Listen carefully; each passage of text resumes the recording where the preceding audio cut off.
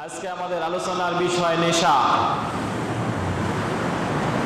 দেখেন, বর্তমান সমাজে বাংলাদেশ শুধু নয়, গোটা বিশ্বের প্রেক্ষাপটে মানুষ যতই টেকনিক্যাল হচ্ছে, ইথিক্যালি ততটাই নগ্ন হয়ে যাচ্ছে। মানুষ প্রযুক্তির সহায়তায় যতটা নিজের জীবনকে সহজ করে নিয়েছে, ঠিক ততটাই মানুষের যে ইথিক্স, যে নরমালিটি, মানুষের যে মোরাল ইথিক্স যেগুলো থাকার কথা, সেগুলো হ্রাস পেয়ে যাচ্ছে।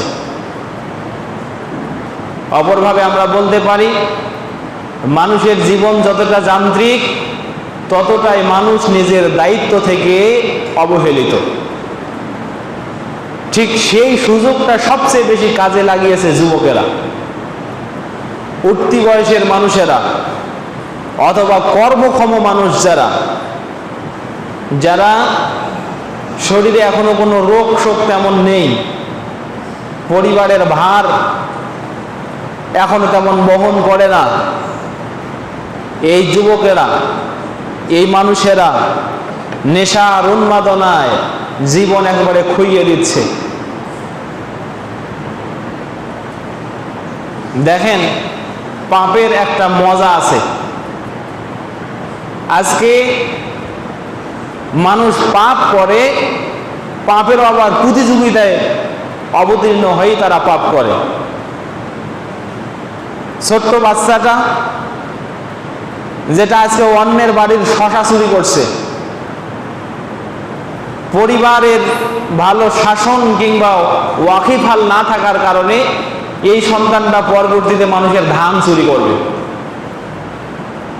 আজকে যে ছেলেটা বিড়ি খাচ্ছে, ওটা কয়দিন পরে নিজেকে আরো একটু স্মার্ট করার জন্য সিগারেট খায়, তারপরে আফিম খায়, ফেন্সিডিল খায়। শেষ পর্যন্ত এই সিগারেটের টাকা, এই আফিমের টাকা, এই ফেন্সিডিলের টাকা জোগাড় করার জন্য বাড়িতে মায়ের গয়না বিক্রি করে, চুরি করে নিয়ে বাবার পকেট কাটে, গোলার ধান বিক্রি করে, বাড়ি যখন শেষ, গরু বিক্রি করে তাও শেষ, তখন ছুরি নিয়ে রাস্তায় দাঁড়ায়।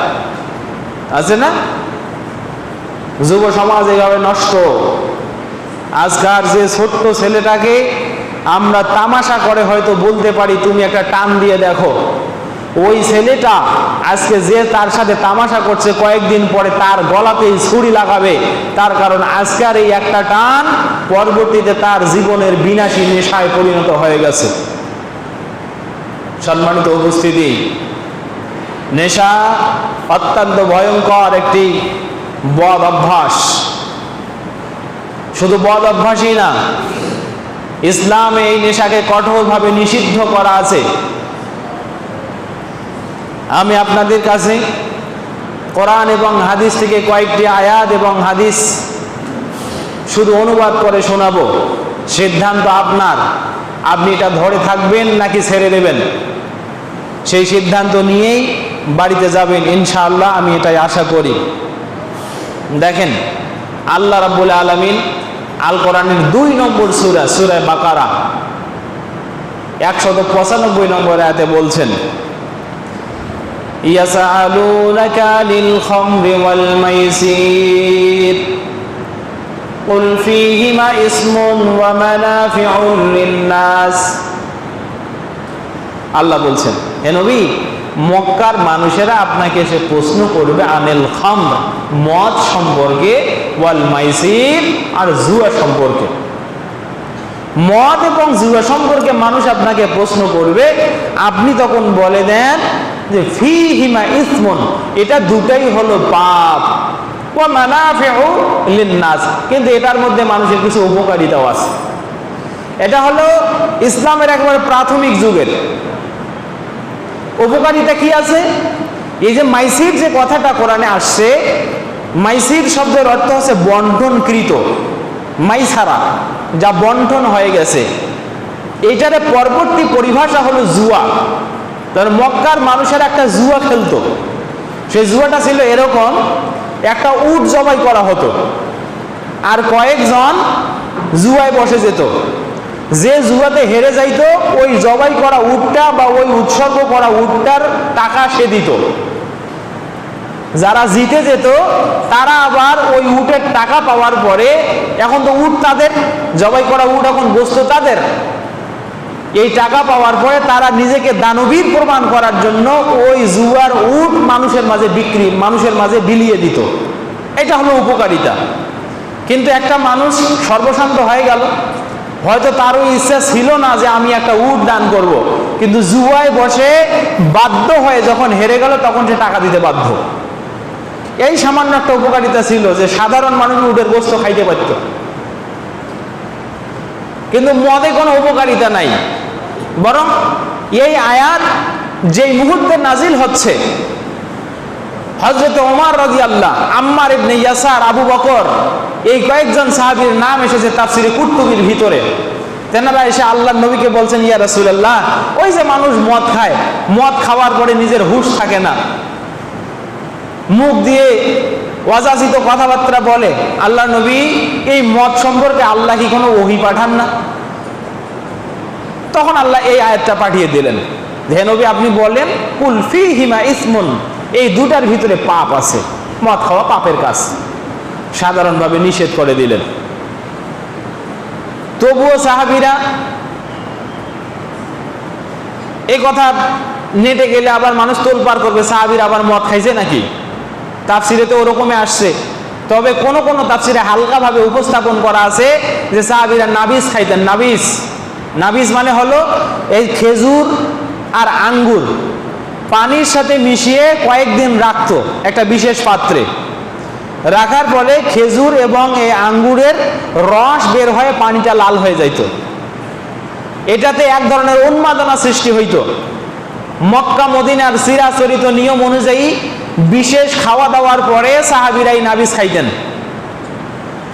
আব্দুর রহমান ইবনে আউফ রাদিয়াল্লাহু তাআলা আনহু যখন সাহাবীদেরকে দাওয়াত দিলেন, মাগরিবের সালাতের পূর্বক্ষণে সাহাবীগণ খাওয়া দাওয়া করার পরে নাবিস পান করেছেন। মাগরিবের সালাতের ওয়াক্ত হয়ে গেল, হযরত আলী রাদিয়াল্লাহু তাআলা আনহু নামাজ পড়াচ্ছেন, মাগরিবের সালাত। বলেন তো মাগরিবের সালাতে কেরাত জোরে না আস্তে? প্রথম 2 রাকাতে জোরে কেরাত পড়া লাগে। তা উনি প্রথম রাকাতে সূরা ফাতিহা পড়ার পরে সূরা কাফিরুন পড়ছে। দেখেন সূরা কাফিরুনে একটি আয়াত 2 বার করে আসছে, মুখস্থ আছে না আপনাদের? উনি ভুলবশত একটা আয়াত ছেড়ে দিয়ে রুকুতে চলে গেলেন, তোলপাড় হয়ে গেল। কিন্তু সালাতের আগে কি খাইছে?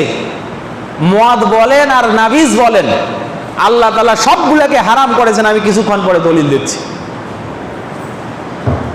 আল্লাহ রাব্বুল আলামিন এই সময় সূরা নিসায় 43 নম্বর আয়াতে আর একটা নিষেধাজ্ঞা দিলেন, ইয়া আইয়ুহাল্লাযীনা আমানু লা তাকরাবুস সালাতা ওয়া আনতুম সুকারা, তোমরা সালাতে দাঁড়াবে না যখন তোমরা নেশাগ্রস্ত অবস্থায় থাকো, হাত্তা তা'লামু মা তাকুলুন, যতক্ষণ পর্যন্ত তোমরা স্বাভাবিক সেন্সে ফিরে না আসো, মানে মুখে যা বলো এটা সম্পর্কে যতক্ষণ পর্যন্ত তোমাদের পূর্ণ জ্ঞান না ফিরে আসে ততক্ষণ তোমরা সালাতে দাঁড়াইও না। তখন ওই আয়াতে সালাতের পূর্ব মুহূর্তে নাবিস খাওয়া হারাম হয়ে গেল। দেখেন মক্কা মদিনার চিরাচরিত নিয়ম মদ খাওয়া, তারা এটা মদ যারা খাইতো না তাদেরকে তারা ছোট লোক ভাবতো, সমাজ থেকে তাদেরকে ঠেকায় দিত অথবা কৃপণ মনে করত ইত্যাদি বিভিন্ন ধরনের তহমত দিয়ে তাদেরকে একপাশে করে দিত। আল্লাহ তাআলা এই বৃহৎ একটা অভ্যাস সমাজের মানুষগুলোকে ফেরানোর জন্য একদিনে হারাম ঘোষণা করেন নাই, এক এক করে প্রথমে বললেন যে এটা কিন্তু পাপের কাজ, তোমরা মনে রেখো। তারপরে বললেন যে যখন সালাতের সময় হবে ওই সালাতের পূর্ব মুহূর্তে তোমরা খেও না।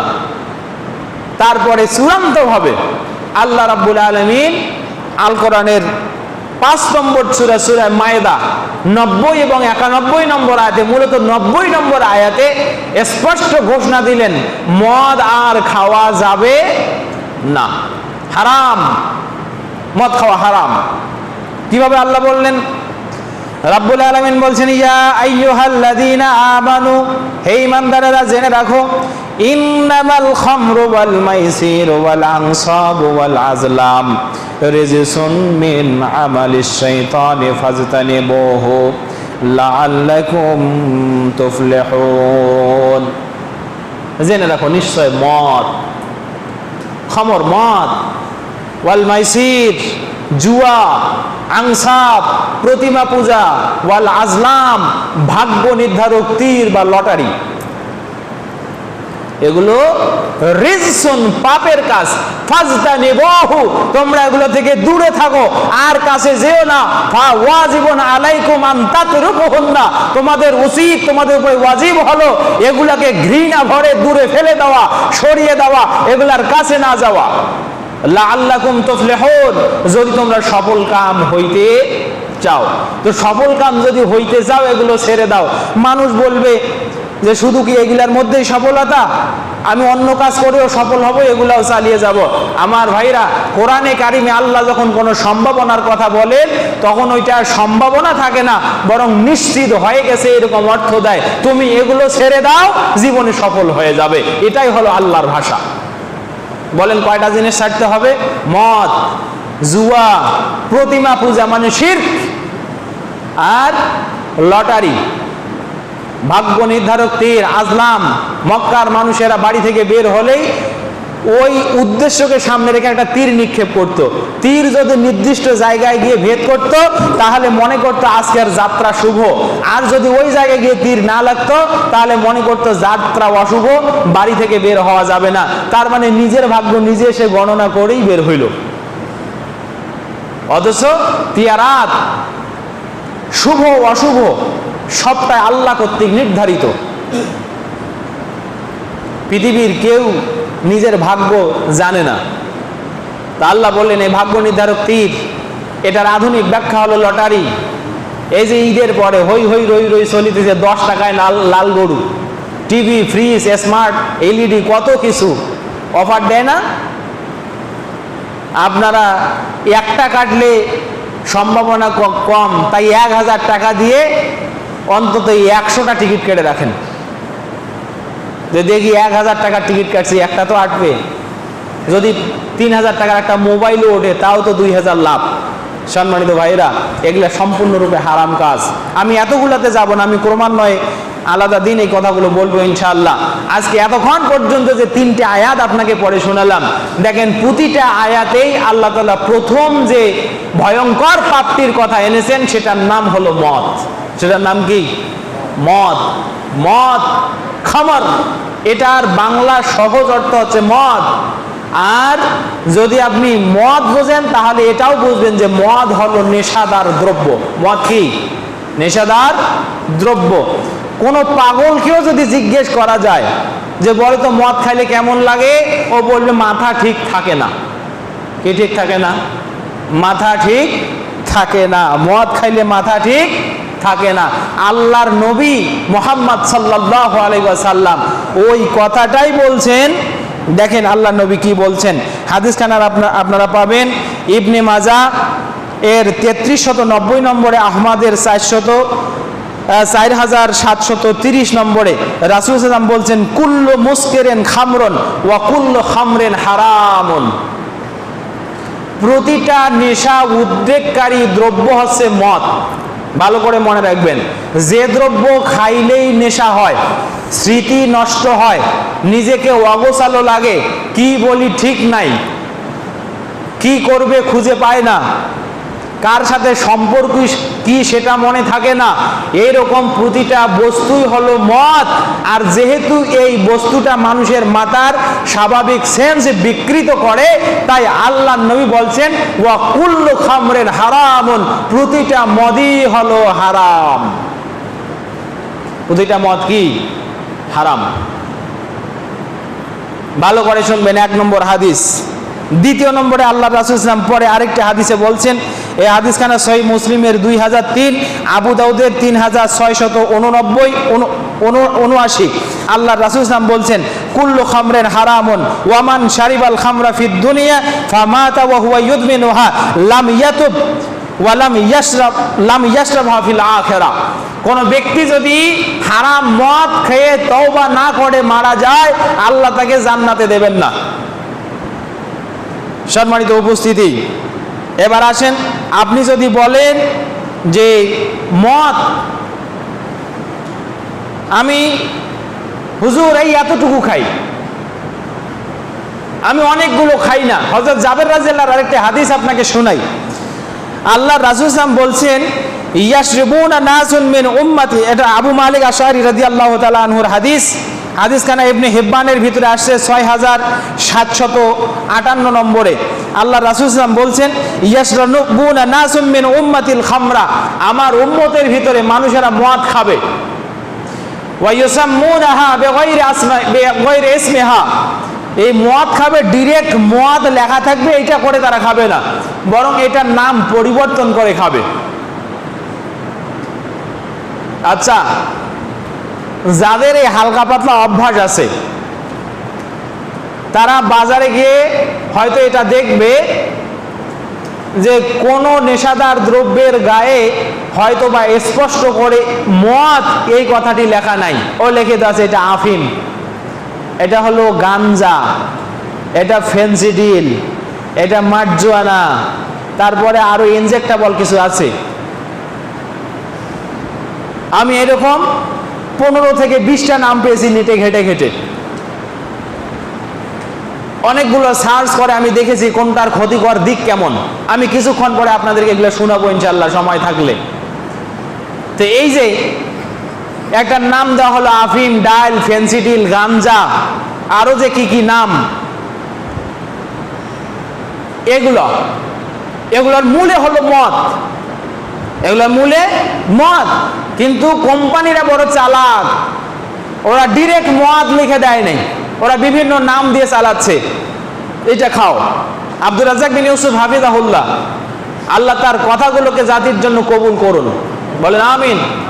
তিনি সমস্ত অ্যালকোহলিক পানীয় যেগুলো সেগুলোকে হারাম বলেছেন, এবং ওনার ওই কথাটাকে আমার কাছে যৌক্তিক মনে হয়েছে। ওগুলো হারাম কেন? কিছুক্ষণ পর একটা হাদিস আপনাকে শোনাই। আল্লাহ রাসূল সাল্লাল্লাহু আলাইহি ওয়াসাল্লাম বলছেন যে দেখেন, আপনি তো বলেন যে আমি এতটুকু খাই, আমার নেশা হয় না, তাহলে এটা হারাম হয় কিভাবে? আমি তো একটা টান দেই, তখন তো আমার মস্তিষ্ক বিকৃত হয় না, তাহলে হারাম হয় কিভাবে?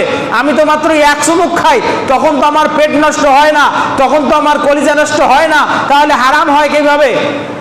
জেনে রাখবেন, আল্লাহ রাসূল সাল্লাল্লাহু আলাইহি ওয়াসাল্লাম বলছেন মা আসকারা কাসীরুহু ফাকালিলুহু হারাম। এই হাদিস ইবনে মাজাতে আসছে 3393 এবং তিরমিজিতে 1865 নম্বরে হাদিস আসছে। আমার কথাগুলো নেটে যাবে, আপনাদের উদ্দেশ্যে আমি নম্বরগুলো বলতেছি না।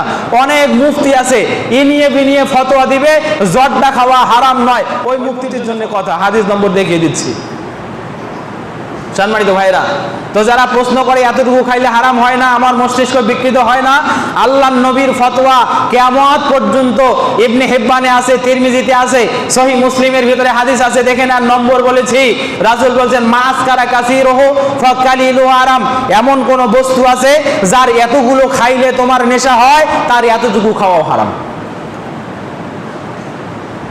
এবার বলেন, জর্দা তো আপনি এতটুকু খান, আপনার তো মস্তিষ্ক ভ্রম হয় না, আপনার তো মস্তিষ্ক বিকৃত হয় না, তো এক কটু একেবারে মুখে দেন তো আপনার কেমনটা লাগে? পারবেন এক কটু একেবারে কেউ খাইতে যারা পানে জর্দা খান? হ্যাঁ, আপনার জন্যই বলছি, জর্দা ছাড়া তো আপনার পান শোধনই হয় না। জর্দারও আপনি নাম দিয়েছেন হাকিম পুরি, নিজের বাবাকে কোনোদিন দরদ করে বাবা ডাকে না, জর্দা গিয়ে কয় বাবা জর্দা দেন। এখন দোকানদারকে বাবা বলে নাকি জর্দাকে বাবা বলে, এইটা আবার হাকিকত খুঁজে বের করা দরকার। বলে না নাই জর্দার নাম আছে না, তো বাবা জর্দা দেন, তো দোকানদারই বাবা নাকি জর্দাই বাবা, আল্লাহু আলাম। জর্দার নাম নাকি বাবা? আমার ভাইরা আস্তাগফিরুল্লাহ, বলেন আস্তাগফিরুল্লাহ। এগুলো ঈমান বিধ্বংসী কারবার। আপনি এতটুকু খান, নেশা হয় না? বলেন গর্ব করে, কই নেশা তো হয় না, কত সুন্দর করে জর্দা দিয়ে পান খাই, মুখ কুলি করে এসে নামাজ পড়ি। আপনার নামাজ গ্রহণ করার জন্য আল্লাহ বসে আছে, কিছুক্ষণ পর শোনাচ্ছি, দেখেন কি হবে আপনার নামাজের। তো এতটুকু খাইলে হয় না নেশা, কিন্তু এতগুলো খান, নেশা হয় কিনা দেখেন, আপনাকে মেডিকেল যাওয়া লাগে কিনা দেখেন। ইসলামী চূড়ান্ত সুন্নাহ পদ্ধতি হলো যে হাদিস তেলাওয়াত করে শোনাছি ইবনে হিব্বানের, লা যারারা ওয়ালা জিরারা ফিল ইসলাম, লা জিরারা ওয়ালা জারারা ফিল ইসলাম। আব্দুল্লাহ বিন আব্বাস রাদিয়াল্লাহু বলেছেন, রাসূল সাল্লাল্লাহু বলেছেন, ইসলাম হলো এমন একটি ব্যালান্সিক ধর্ম, এই ধর্মে কোনো মানুষ নিজেও ক্ষতির সম্মুখীন হবে না, আর তার দ্বারা অন্য কেউও ক্ষতির সম্মুখীন হবে না। সে নিজে ক্ষতিকারক হবে না, অন্যের কাছ থেকেও ক্ষতির সম্মুখীন হবে না, সে নিজে ক্ষতিকারক হবে না, অন্যও তার ক্ষতি করবে না, বরং ক্ষতি করতে আসলেই সে কাসাজ গ্রহণ করবে। সম্মানিত উপস্থিতি, একটা ছোট্ট বাচ্চাকে আপনি এক কটুয়া গুল দেন, বাচ্চাটা বেঁচে থাকে নাকি থাকে না সেটা পরে দেখা যাবে, কিন্তু ওই গুল মুখে দেওয়ার পরে বাচ্চাটা জ্ঞানহীন হয়ে পড়বে। পরীক্ষা করে দেখেছেন? আপনি তো 50 বছর থেকে খান, তাই গুল আপনার শরীরে আর কোনো ইফেক্ট ফেলে না, তাই নিজের অজান থেকে এটাকে হালাল জেনে বসে আছেন যে আমি গুল খাই, আমার কোনো কিছুই হয় না, সুতরাং শরীরের যেহেতু ক্ষতি হয় না তাই এটা হালাল। নাউজুবিল্লাহ মিন যালিক। আর ওই কারণে কিছু মুফতিও ফতোয়া দেয়। প্রশ্ন করা হয়েছে, বলেন গুল জর্দা এগুলো হালাল না হারাম? বলে না, এগুলো হারাম হবে কেন, এগুলা মাকরুহ। এগুলা কি? এগুলা নাকি মাকরুহ। অথচ ওই গাধাকে বোঝা দরকার আসলুল মাকরুহে হারামুন, আসলুল মাকরুহে হারামুন, আসলুল মাকরুহে হারামুন। প্রতিটা নোংরার আসল হলো হারাম, প্রতিটা নোংরার আসল হলো হারাম, প্রতিটা নোংরার আসল হলো হারাম। একটা নোংরা কাজ, স্বাভাবিক নোংরা কাজ একটা ব্যক্তি অভ্যাসে পরিণত করে নিয়েছে, নিশ্চয় তার গুনাহ কবিরা হয়েছে। গুনাহ কবিরা কি তওবা করার ছাড়া মাফ হবে? সম্মানিত ভাইরা, তাহলে একটা সূত্র শিখে নেন, অধিক খাইলে যা ক্ষতি করে তার অল্প খাওয়া কি? অধিক খাইলে যা ক্ষতি করে তার অল্প খাওয়া হারাম। প্রিয় উপস্থিতি, এবার দেখেন হাদিসের ভিতরে অনেকগুলো হাদিস এসেছে, যে হাদিসগুলোতে ধারাবাহিকভাবে আরো কিছু বদ অভ্যাস সহ প্রতিটা হাদিসেই, আমি আপনাদেরকে কয়েকটা হাদিসের কোটেশন শোনাচ্ছি, প্রতিটা হাদিসেই বলা আছে এভাবে, লা ইয়াদখুলুল জান্নাতা মুদমিনু খামরেন, লা ইয়াদখুলুল জান্নাতা মুদমিনু খামরেন। যারা নিয়মিত নেশা পান করে ওরা জান্নাতে যাবে না, যারা নিয়মিত নেশা পান করে ওরা জান্নাতে যাবে না, যারা নিয়মিত নেশা পান করে ওরা জান্নাতে যাবে না। বলেন তো সবার লক্ষ্য জান্নাত নাকি জান্নাত নয়? সবার লক্ষ্য জান্নাত না? এই যে মসজিদে আসছেন, ধরে নিলাম আপনি 5 ওয়াক্ত নামাজ পড়েন না, তবে এইটা বলা আমার কাম্য নয়। আপনি 5 ওয়াক্ত নামাজ পড়েন নাই মানে আপনি মানুষের কাতারে নাই, আপনি মুসলমান না। তারপরেও আজকে যে জুমায় হাজিরা দিতে আসছেন, বলেন কাকে ভয় করে আসছেন? আল্লাহকে ভয় করে আসছেন। এই একটা সাজদায় আপনার জীবনে কবুল হোক, আপনি চান কি চান না? আপনি চান কি চান না? চান। কিন্তু যারা ফজরের নামাজের পরে একটা বিড়ি খাইছেন, আমি কিছুক্ষণ পরে আপনাকে শোনাবো আপনার এই সাজদাটাও আজকে শুধু না, আজকে থেকে আরো 39 দিন কবুল হবে না। আজকে থেকে আরো 39 দিন, মানে আরো মোটামুটি 9টা জুমা। আপনি যদি শুধু শুক্রবারেই আসেন, আপনার একটা সাজদা আল্লাহর দরবারে উঠবে না। এই কিছুক্ষণ পরে শোনাচ্ছি, দেখেন। হযরত আবু দারদা রাদিয়াল্লাহু তাআলা আনহু বলছেন, ক্বালা লা ইয়াদখুলুল জান্নাতা মুদমিনু খামরেন। ইবনে মাজাহ 3276 এক নম্বর হাদিস। এই হাদিসে বলা আছে জান্নাতে যাবে না মদ পানকারী ও গুল পানকারী ও জর্দা পানকারী। এমনকি যদি কেউ মনে করেন যে আমার চা না খাইলে চলেই না।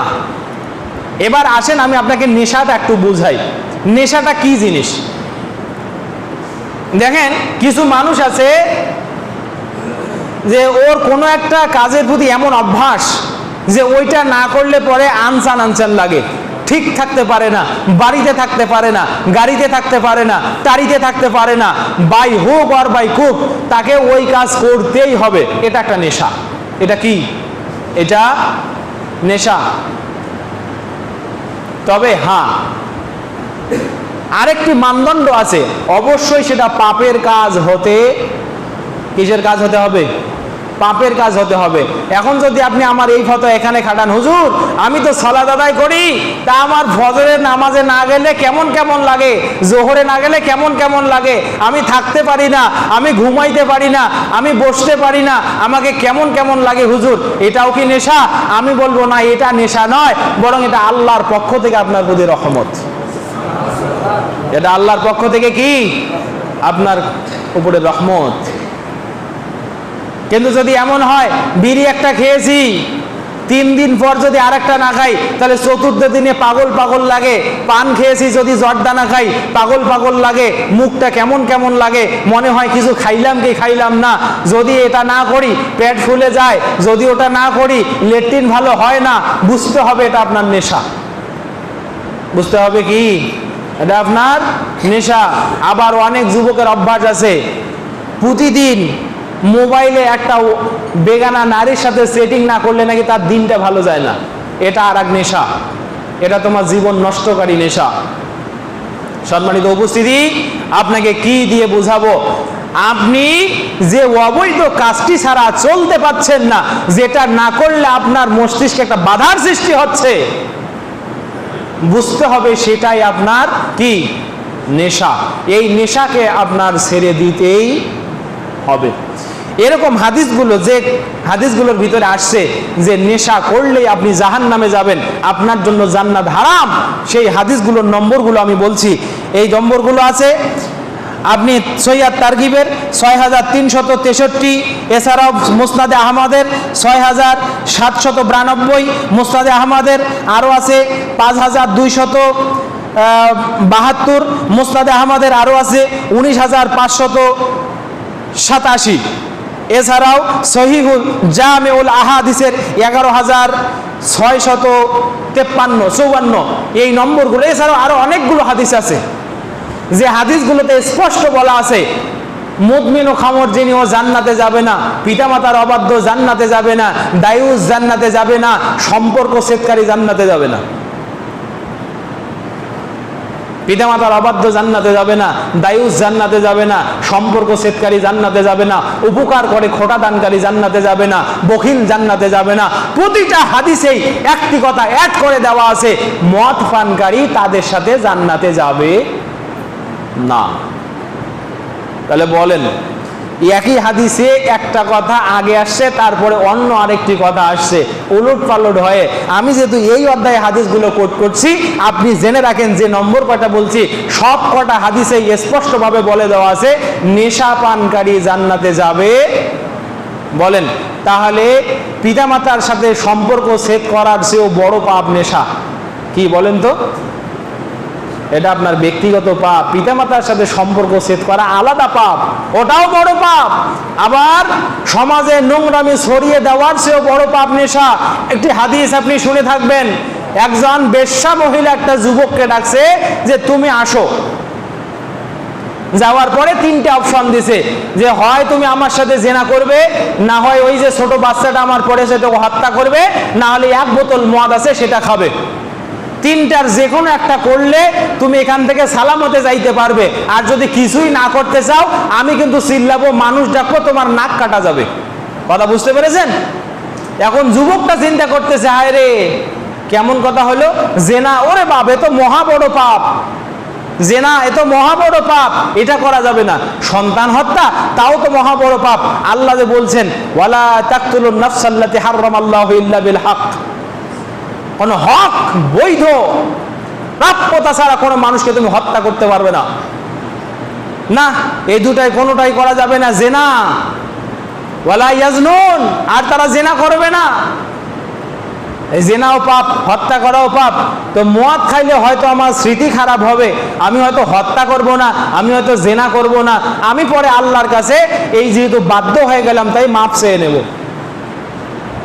এবার যুবকটা সহজ চিন্তা করে মদের বোতলটা খাচ্ছে।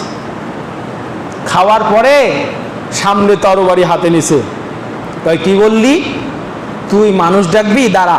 মদ খাওয়ার পরে স্মৃতি উল্টে গেছে, এবার মহিলাকে জিনাও করছে, সন্তানটাকে হত্যাও করছে, তারপরে বের হয়ে চলে যাচ্ছে। এখন বলেন পাপ এখন কয়টা হইল? মদ খাওয়া একটা পাপ, মদের কারণে স্মৃতি গেল, জেনা হইল সেটা একটা পাপ, সন্তানটাকে হত্যা করলো সেটা আর একটা পাপ। বলেন তো ওই পুরুষটা যদি প্রথমেই জেনা করত, মহিলাটা কিন্তু তাকে আর বাধ্য করতো না, ছেড়ে দিত, তাহলে কয়টা পাপ হইতো? যদি সন্তানটাকে হত্যা করতো তাহলে হত্যার পাপ হইতো, জেনা করা পাপ থেকে বেঁচে যাইতো, মদ খাওয়া পাপ থেকে বেঁচে যাইতো। কিন্তু মদ পান করার পরে মনের আক্রোশে স্মৃতি যখন বিগড়ে গেল, সন্তানটাকে হত্যা করলো, মহিলাটাকেও জেনা করলো। বলেন এবার পাপ কয়টা হইল? সম্মানিত ভাইয়েরা আমার, মিশকাতুল মাসাবি কিতাবুল ঈমান বাবুল ওয়াসওয়াসার ভিতরে একখানা হাদিস এসেছে, 61 নম্বর হাদিস। আল্লাহর রাসূল সাল্লাল্লাহু আলাইহি ওয়াসাল্লাম বলছেন, হে মুআজ, লা তাশরিবিল খামরা, খবরদার মদ পান করো না, ফা ইন্নাহা রাসু কুল্লু ফাহিশা, জেনে রাখো যারা মদ খায় ওই ব্যক্তিটা সকল পাপের মূল যেন তার মাথায় নিয়ে নিল। মদ আপাত দৃষ্টিতে মনে হতে পারে যে এটা তো খাইলাম শুধু, কি আর হইল, কিন্তু এই মদ তোমার স্ত্রীকে মা ডাকাবে, তোমার সন্তানকে ভাই ডাকাবে। কথা বুঝতে পেরেছেন? আর কি বলবো আপনাকে, বলেন হুজুর এত নোংরা কথা বললেন, স্ত্রীকে কেউ মা ডাকে? যারা মদ খায় ও যে কত হাজারবার স্ত্রীকে মা ডাকছে তার ঠিক নেই। ওই কারণে ওই স্ত্রীকে মা ডাকার সাথে সাথে তার বিবাহটা বিচ্ছেদ হয়ে গেছে, পরবর্তী যত সন্তান হয়ে গেছে সবগুলো জারজ হয়েছে, সবগুলো হয়েছে জারজ। কঠিন ফতোয়া নিয়ে যান। সম্মানিত উপস্থিতি, তাহলে বলেন মদ সকল পাপের মূল। মদ কি? মদ সকল পাপের মা। আল খামরু উম্মুয যুনুব, মদ খাইলেই সব পাপের দ্বার উন্মোচিত হয়ে যায়। এবার ব্যক্তি যেটা মন চাবে সেটাই করবে, তার কারণ ওই সময় সে তো আর মানুষ নয়, সে পশুর চেয়েও খারাপ। একটা পশুর যেমন হিতাহিত জ্ঞান থাকে না, তেমনি ওই মানুষটা হয়ে যায়। সম্মানিত উপস্থিতি, এজন্য যা বেশি খাইলেই মাথা বিঘ্নিত হয়, সেন্স বিঘ্নিত হয়, ওটার অল্প খাওয়াও হারাম। এই ফতোয়া বিশ্বনবী মুহাম্মদ সাল্লাল্লাহু আলাইহি ওয়াসাল্লামের। বলেন আজকে থেকে মদ ছেড়ে দিবেন কি দিবেন না? বলো যে মদ তো খাই না, আমি তো বারবার মদই বলছি। আমি যে কিছুক্ষণ আগে আপনার বিড়িকে মদ বলছি, আপনি কি সেটা টের পাইছেন? আপনি যে সিগারেট খান বাজারে গিয়ে শখের বসে, বন্ধুর আড্ডাবাজি দেয়, সপ্তাহে নাকি একটা খান, বছরে নাকি একটা খান। যদি কেউ এটা খান, আপনি খাবেন আজকে এবং আগামী 40 দিনের হায়াত এনশিওর করে খাবেন। যদি আগামী 40 দিনের হায়াত আপনি এনশিওর করতে না পারেন, খবরদার খান না। আপনি যদি লিখে দিতে পারেন যে আমি আগামী 40 দিন মরবো না, তার কারণ আল্লাহ রাসূল সাল্লাল্লাহু আলাইহি ওয়াসাল্লাম বলছেন, শোনো তোমাদের ভিতরে যারা মদ খায়, লাম তুকবাল সালাতাহু 40 সাবাহা, ওই ব্যক্তির 40টা ভোরের নামাজ আল্লাহর কাছে কবুল হয় না। 40 দিনের নামাজ আল্লাহর কাছে কবুল হয় না। তো বিগত 40 দিন নাকি সামনের 40 দিন? আজ এই মুহূর্তে খাবেন, এই জোহরের ওয়াক্ত খাবেন, 40 দিনের দিন জোহরের যে ওয়াক্ত আসবে, হাদিস বলছে ওই ওয়াক্তে আপনার এই নেশার ভ্রম কেটে যাবে। এরপরে যদি আর না খান তাহলে হয়তো কবুল হইতে পারে, তবে তওবা যদি করেন সেটা আলাদা কথা। সম্মানিত উপস্থিতি, শোনেন শোনেন শোনেন, আল্লাহ রাসূল সাল্লাল্লাহু আলাইহি সাল্লাম বলছেন। আমি আপনাকে একটা পরিসংখ্যান শুনাই তার আগে। ধরেন একটা মানুষ 20 বছর বেঁচে আছে, 60 বছর বেঁচে আছে। কত বছর? 60 বছর। তো স্বাভাবিকভাবে মানুষের একটু বডিটা উঁচু হয় 20 বছর বয়স হলে। 20 বছর যখন বয়স হয়, ও মোটামুটি ইন্টারমিডিয়েট পাস করে, তারপরে মনে করে বাবা তো লাঙ্গল পাস, ওকে আর ভয় করার দরকার কি, মা তো গৃহিণী, আর মা এমনি বেশি দরদের, মায়ের কাছে ছোট মোটো দোষ কোনো ব্যাপার না, তাই ও পকেটে সিগারেট নিয়ে ঘোরে। এখন ওই যে নেশা হয়ে গেল 20 বছর থেকে ধরেন 60 বছর পর্যন্ত এই বিড়িটা খাবে। বাজারে ডার্বি সিগারেট আমি নেটে সার্চ দিয়ে দেখলাম 10 টাকা কত পয়সা জানো, 10 টাকা 30 পয়সা নাকি এরকম, কয়েকদিন আগে দেখেছি। কয় টাকা ডার্বি সিগারেট? যারা খান বলেন। যারা খায় তারা তো কইবে নাকি? এটা চালাকি করে লাভ নাই, আপনার কিছুই আল্লাহর দরবারে উঠে না। পরিসংখ্যাটা শোনেন, আপনি যদি এই 10 টাকার ডার্বি সিগারেট দিনে 4টা খান, 20 বছর থেকে নিয়ে 60 বছর পর্যন্ত যদি বাঁচেন, 40 বছর আর থাকবে আপনার হায়াত। কয় বছর? 40 বছর। 40 বছরের দিন আমি গণছি, 14,600 দিন হয়। প্রতিদিন যদি 4টা করে ডার্বি সিগারেট খান, আমি নেটের প্রাইস বাদ দিলাম, 10 টাকা ধরে ধরলাম, তাহলে প্রতিদিন খাবেন আপনি 40 টাকার সিগারেট। তাহলে এই সম পরিমাণ 14,600 টাকা, এক বছরে আপনি সিগারেট খাবেন। একটা মানুষের প্রতিদিন যদি 5,500 টাকা ইনকাম হয়, তাহলে বছর শেষে ওই মানুষটা মোটামুটি 14,600 টাকা তার সিগারেটের প্রতি ব্যয় হয়, ডার্বি সিগারেটে। আর যদি গোল্ড লিফ খায়, স্টার খায়, আরো বা কত কি সিগারেট আছে, একটা সিগারেটের প্যাকেটের দাম নাকি 550 টাকা, নাকি আরো বেশি দামের আছে, আরো মনে হয় আছে। আমরা মৌলবী মোল্লা মানুষ আর কতটুকু যেন ওই নেটে যা পাইছি তাই। সম্মানিত উপস্থিতি, আমি দেখেছি একটা মানুষ এই 40 বছরে তার ইনকামের নেহায়েত 8% শুধু আগুন দিয়ে পুড়ে খায়। ইনকামের কত পার্সেন্ট? 8%। কয় পার্সেন্ট বলেন তো? 8%। টোটাল জীবনের ইনকামের 8% সে বিড়ি খেয়ে শেষ করলো, আগুন খেয়ে শেষ করলো। আবার কেউ যদি দামি খায়, তাহলে তার এই পার্সেন্টেজ আরো বেড়ে যায়। ও যদি আরো দামি বস্তুগুলো খায়, তা পারবে না? এ জবাব কি দেবেন? আল্লাহ রাব্বুল আলামিন সূরা তাকাসুরের শেষের আয়াতে বলছেন, সুম্মা লা তুসআলুন্না ইয়াউমাইদিন আনিন নাঈম। হে বান্দা, তোমাকে কিন্তু আমি যে নিয়ামতগুলো দিয়েছি সেটা সম্পর্কে জিজ্ঞেস করব, তুমি সাবধান হও।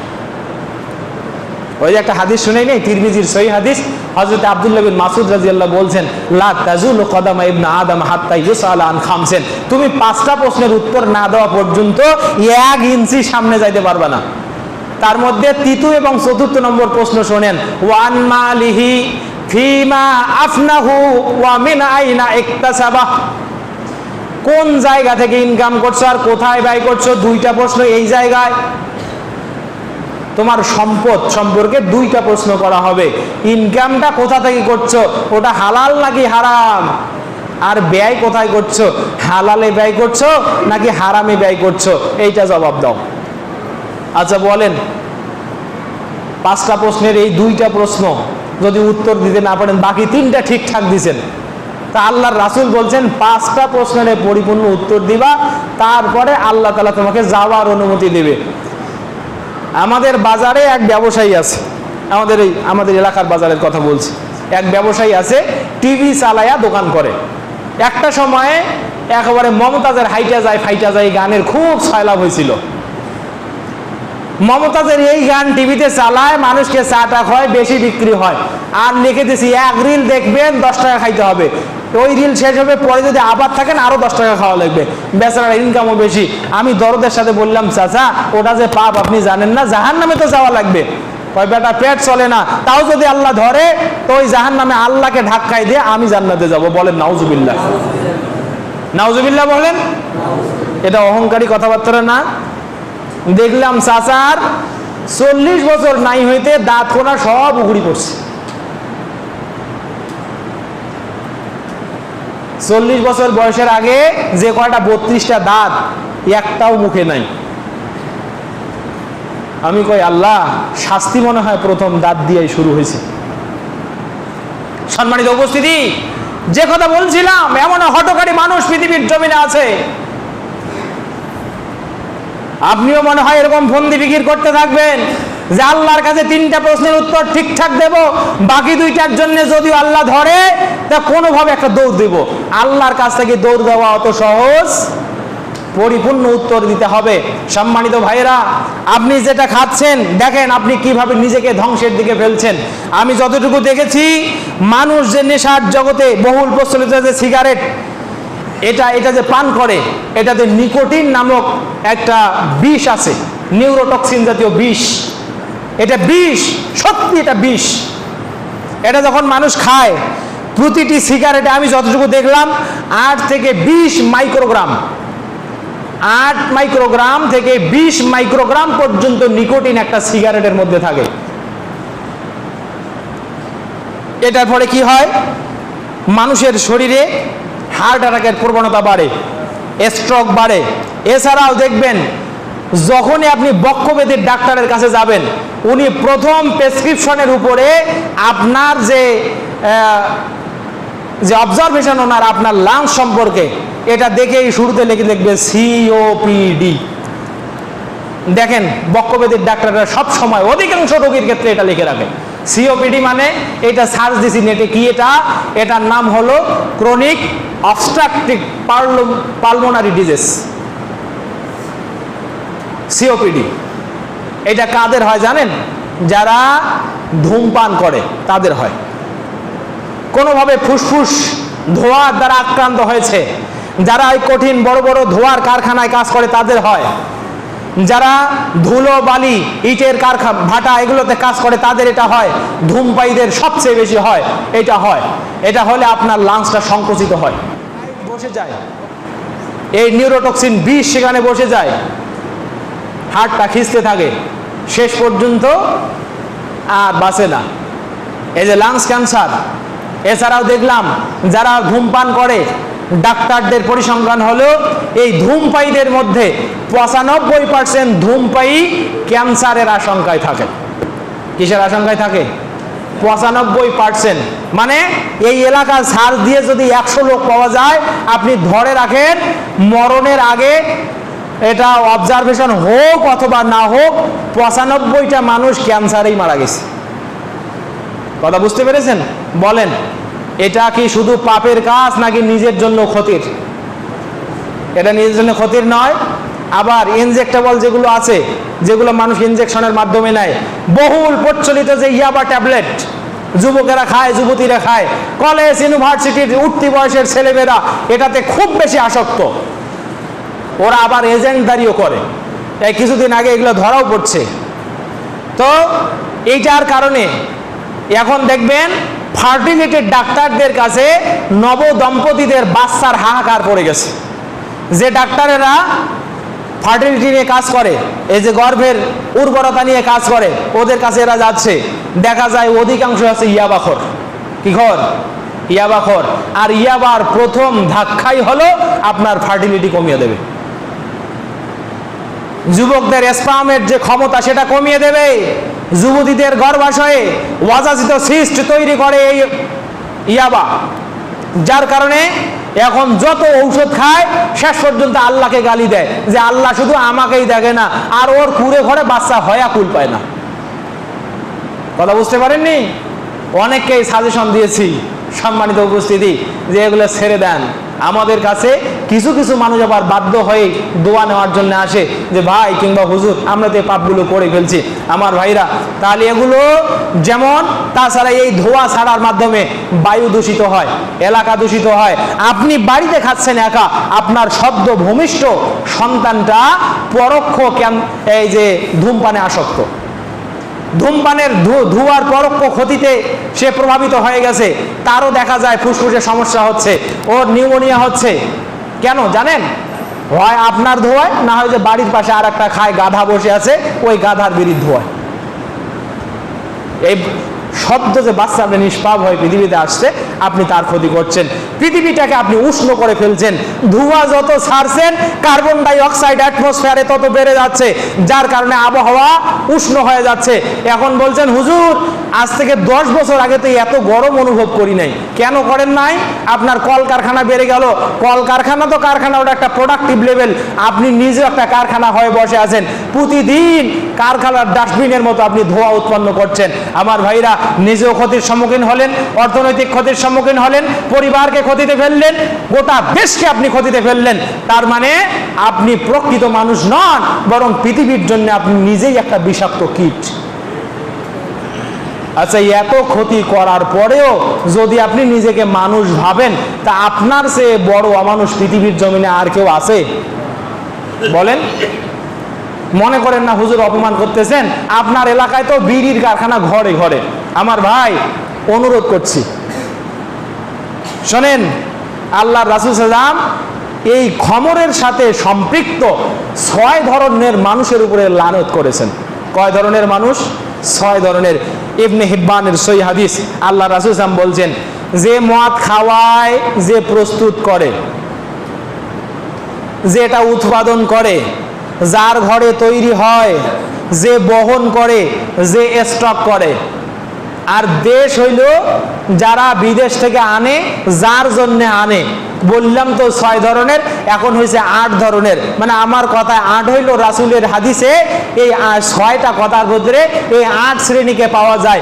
এই সবগুলো ব্যক্তির উপরে লানা রাসূলুল্লাহ সাল্লাল্লাহু আলাইহি ওয়াসাল্লাম, আল্লাহর রাসূল সাল্লাল্লাহু আলাইহি ওয়াসাল্লাম লানত করেছেন, মানে অভিশাপ দিয়েছেন। আল্লাহর নবী যাকে অভিশাপ দেয় ওই ব্যক্তিটা কিয়ামতে জান্নাতে যাবে নাকি? আমার ভাই, এজন্য বলছি ওই অবৈধ পেশাটা ছেড়ে দেন। সব বিড়ির কারখানা বাড়ি থেকে বের করে দেন।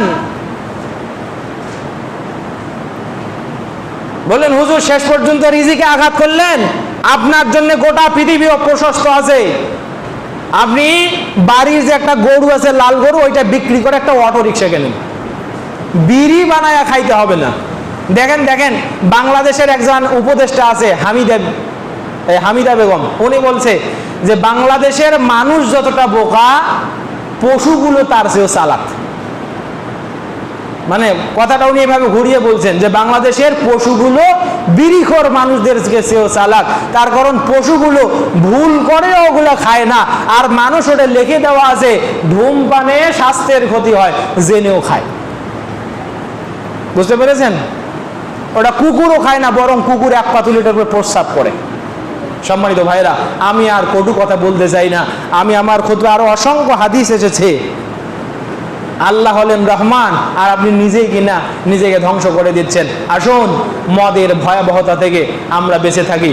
আল্লাহ রাব্বুল আলামিন আমাদেরকে বিড়ি, আফিম, সিগারেট, জর্দা, তামাক, গুল, যত কিছু আছে সবগুলো থেকে বের হয়ে আসার তৌফিক দান করুক, আল্লাহুম্মা আমিন। এবং এই মদের আরেকটি শাস্তি, জাহান্নামে তো যাবে যাবে, আইয়াসফিয়াহু উসারাতুম মিন আহলিন নার, আল্লাহ তাআলা জাহান্নামের গলিত লাভা তাদেরকে খাওয়াবেন। তিনাতুল খাবালের হাদিস এসেছে, তিনাতুল খাবাল তাদেরকে খাইয়ে দেওয়া হবে। সাহাবীগণ বললেন ইয়া রাসূলুল্লাহ, তিনাতুল খাবাল কি? বলল জাহান্নামের মানুষেরা পুড়ে পুড়ে এই যে গলিত পদার্থগুলো নিচে চলে গেল, ওই পোড়া ছাইগুলো, গলিত লাভাগুলো তুলে এনে ফেরেশতা তাই বিড়িখোরের মুখে ঢেলে দেবে। আবার আরেকটি হাদিস আসছে, মুদমিনু খামরিন কাআবিদ ওয়াসানিন, কোন ব্যক্তি যদি মদ খায় বুঝতে হবে ওটা মদ খায় না, ওটা প্রতিমার পূজা করে, ওটা শিরক করে, ওটা মূর্তি পূজা করে।